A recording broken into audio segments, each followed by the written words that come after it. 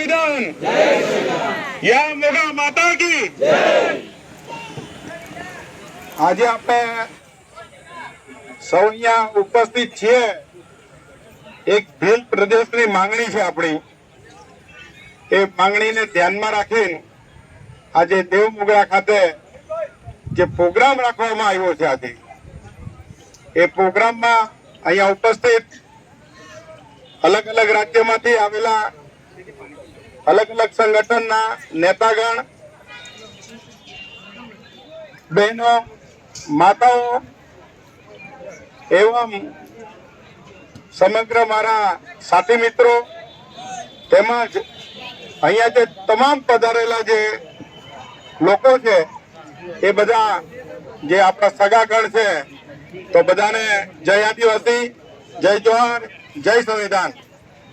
આજે આપણે એટલા માટે અહીંયા ભેગા થયા છીએ કે આજે આપણે એકબીજાની જે જાણકારી છે, આપણે કેવી રીતના ભીલ પ્રદેશ બનાવીએ અને એ ભીલ પ્રદેશ આગળ કેવી રીતના ચાલે, એ જાતની આપણી જે માંગણીઓ છે, એ માંગણીઓ આજે આપણે કેમ કેવી પડે, વાત કરવી પડે કે આવનારા સમયમાં જુઓ, જ્યારે છોટુભાઈ વસાવા સાહેબ અને જે સોમજી કાકા આપણા જે સાંસદ હતા કોંગ્રેસમાંથી, એમણે પહેલામાં પહેલી આ ભીલ પ્રદેશની માંગણીની શરૂઆત કરી હતી ને એ જ લોકોએ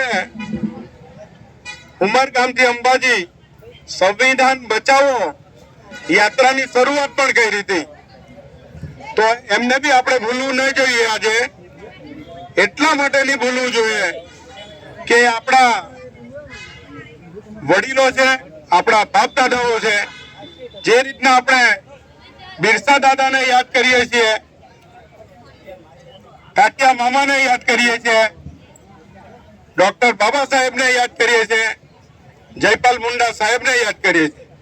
તો આજે અહીં કહેતા અમને ખુશી થાય છે કે આજે આ દેવમોગરા માતાના જે આપણે પાવન અવસર પર અહીંયા આજે એમની ધરતી પર જ્યારે પધાર્યા છે, ત્યારે આજે અમે એમના દર્શન પણ કર્યા, એમના આશીર્વાદ પણ લીધા અને આશીર્વાદ પછી અમને એવું લાગ્યું કે આપણા લોકોને ભેગા કરી અને પોતાના હક ને અધિકાર ની જે વાતો છે, એ વાતો આ સોશિયલ મીડિયા દ્વારા ગામે ગામ પહોંચે અને લોકોને એનું માર્ગદર્શન મળે અને આવનારી જે આપણી પેઢીઓ છે, એ પેઢીઓ કેવી રીતે બચે એ જાતની વ્યવસ્થા આપણે કરવાની છે। જો આપણે આ વ્યવસ્થા નહીં કરીશું તો આપણી આવનારી જે પેઢી છે એને કોઈ બચાવી નથી શકવાનું। એટલા માટે કહેવા માંગુ છું, આજે જુઓ આપણા સમાજમાં ઘણા નેતાઓ થઈ ગયા છે, ઘણા ધારાસભ્યો, ઘણા લોકસભાના સભ્યો થઈ ગયા છે, પણ દેશ આઝાદ થયા પછી આપણે 77 વર્ષ પછી પણ આપણી પરિસ્થિતિ હજુ એની જ છે। આજે આપણે ભીલ પ્રદેશની માંગણી કેમ કરવી પડે કે આ સરકારોએ, અગાઉની સરકાર પણ જોઈ લો ને હમણાંની વર્તમાનની સરકાર પણ જોઈ લો, આ સરકારોએ આદિવાસીઓને કોઈ વસ્તુ આપી નથી। આજે તમે બતાવો, આજે ગામડે ગામડે આદિવાસી મજૂર બનાવી દેવામાં આવ્યો, બેરોજગાર બનાવી દેવામાં આવ્યા। કારણ કે એ લોકો જાણે છે જે રીતના ડેવલપમેન્ટની વાતો કરે છે, આજે ડેવલપમેન્ટ સિટીઓનો થાય છે ને ગામડાઓનો વિનાશ થાય છે। આજે એ લોકો એવું માને છે કે આદિવાસી લોકો ફક્ત ને ફક્ત મજૂર રહેવા જોઈએ, અશિક્ષિત રહેવા જોઈએ।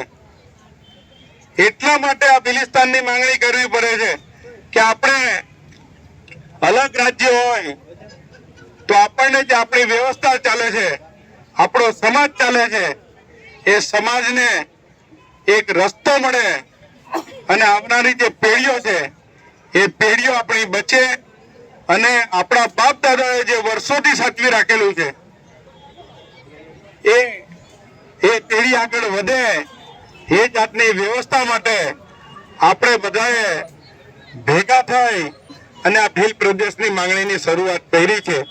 આપણા બાપ દાદાએ બી શરૂઆત કરી હતી. એ જ માંગણી આપણે આજે અહીં સૌ ભેગા થયા છે અને એ જ માંગણી આપણે કરી રહ્યા છે. તો આપણે આવનારા સમયમાં આજે હું તમને એક વાત કહેવા માંગુ છું કે જ્યારે જ્યારે આદિવાસી સંગઠનો ભેગા થાય છે ત્યારે આ સરકારની પેટમાં તેલ રેડાય છે. એ જાણી જોઈ અને આદિવાસીઓ એક સંગઠિત નહીં થાય ને આ સમાજને જાગૃત નહીં કરે એ જાતની વ્યવસ્થા એ પેદા કરે છે. આજે જુઓ તમે, આપણા છોટુ સાહેબે વર્ષોથી મુવમેન્ટ ચલાવી હતી. એ મુવમેન્ટને તોડી નાખવા માટે આપણા સમાજમાંથી ઘણા આગેવાનોને તૈયાર કર્યા.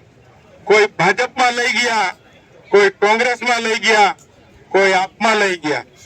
છે ને લઈ ગયા ને બધાને. આજે અહીંયા બેઠેલા તમામ કોઈ પણ પાર્ટીમાં હોય આગેવાનો, પણ આજે એ તમામ આગેવાનો છોટુભાઈની જે વિચારધારા હતી એ વિચારધારા ને લીધે આજે એ લોકો જે સંવિધાને આપણને હક ને અધિકાર આપ્યા છે એ હક ને અધિકાર વિશે જાણતા થયા. સમાજને કેવી રીતે જાગૃત કરવાનો એ શીખી ગયા. કેવી રીતે શિક્ષણ આપણા આવનારી પેઢીને આપવું એનું માર્ગદર્શન મળી ગયું. તો આવનારા સમયમાં તમે જુઓ કે લોકો એવું માને છે કે હું સરપંચ બની જામ, તાલુકાનો સભ્ય બની જામ, ધારાસભ્ય બની જામ, સાંસદ બની જામ, તો આપણા સમાજના લોકો શું માને છે કે એ જ લોકો બધું કરી શકે. પણ અમારે માનવું છે